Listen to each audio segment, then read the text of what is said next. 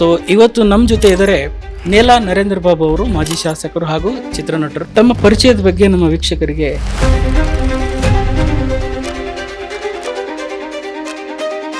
ನಮ್ಮ ಕೆಂಗಲ್ ಹನುಮಂತಯ್ಯನವರು ಅಂದ್ರೆ ಹಿಂದಿನ ಮುಖ್ಯಮಂತ್ರಿಗಳಾಗಿದ್ದಂಥವರ ಒಡನಾಡಿಗಳಾಗಿದ್ದರು. 3 ಬಾರಿ ಕಾರ್ಪೊರೇಟರ್ ಆಗಿ ಬೆಂಗಳೂರು ಮಹಾನಗರ ಪಾಲಿಕೆಯಲ್ಲಿ ಕೆಲಸ ಮಾಡಿದ್ರು. ಈ ರಾಜಕಾರಣಕ್ಕೆ ಬರೋಕ್ಕೆ ತಮಗೆ ಯಾರು ಪ್ರೇರಣೆ? ವಾಜಪೇಯಿ ಅವರು ಬರ್ತಾ ಇದ್ರು, ಅನಂತ್ ಕುಮಾರ್ ಹೆಗಡೆ ಅವರು ಎಲ್ಲಿದ್ರು. ಮಹಾನಗರ ಪಾಲಿಕೆಗೆ ತಾವು ಸ್ಪರ್ಧೆ ಮಾಡಿದ್ರಿ. ರಾಜಕೀಯ ಅಂತ್ಯ ಅಂತ ನಿಂತ್ಕೊಳ್ಳೋದು ಆರಂಭ ಆಗಿದೆ.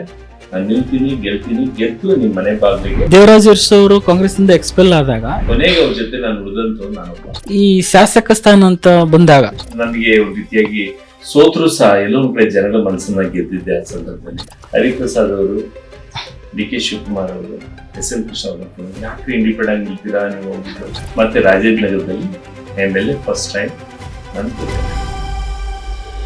ಗೋಪಾಲ್ ಅವರು ನಿಮ್ಮ ಪ್ರತಿಸ್ಪರ್ಧಿಯಾಗಿದ್ರು. ಕುತಂತ್ರಕ್ಕೆ ಬಲಿಯಾದೆ ಅಂತ ಹೇಳ್ಬೋದು. ಬಹುದೊಡ್ಡ ಸವಾಲು ಅಂತ ನಡೆದು ಬಂದ ಹಾದಿಯಲ್ಲಿ ಅದನ್ನ ಜನ ಡಿಸೈಡ್ ಮಾಡ್ಬೇಕು, ಪಕ್ಷ ಡಿಸೈಡ್ ಮಾಡ್ಬೇಕು. ನೀವು ಒಂದು ಅಭಿವೃದ್ಧಿ ಅಂತ ಬಂದಾಗ ಇವತ್ತು ಸಹ ನಮ್ಮ ರಾಜೇಂದ್ರ ನಗರದಲ್ಲಿ ಮಹಾಲಕ್ಷ್ಮಿ ಹೋಟೆಲ್ ಡಿಗ್ರಿ ಕಾಲೇಜ್ ಇದೆ ಅಂತ ಹೇಳಿದ್ರೆ ನಾನು ಬಹಳ ಹೆಮ್ಮೆಯಿಂದ ಹೇಳ್ತೇನೆ. ಎಸ್, ಚಿತ್ರರಂಗದಲ್ಲೂ ಕೂಡ ತಾವು ಛಾಪ್ ಮೂಡಿಸಿದೀರಾ. ನಾನ್ ಸತ್ರುವೆ ಆ ಪಾತ್ರಗಳು ಸಾಯೋದಿಲ್ಲ. ಅಂದ್ರೆ ಮುಂದೆ 28ರಲ್ಲಿ ಒಂದು ಕ್ಷೇತ್ರದಲ್ಲಿ ನಿಲ್ತಕ್ಕಂತ ಒಂದು ಇಂಡಿಯೇಟರ್ ಹಾಕೋನಲ್ಲ, ನಮ್ಮ ಪಕ್ಷದ ವರಿಷ್ಠ ಆಯ್ಕೆ ಮಾಡ್ತಾರೋ ಏನ್ ತೀರ್ಮಾನ ತೆಗೆದುಕೊಳ್ಬೇಕಾಗುತ್ತೋ ನಾನು ಮುಲ್ಲಾಜಿಲ್ಲದೆ ತೆಗೆದುಕೊಳ್ತೀನಿ.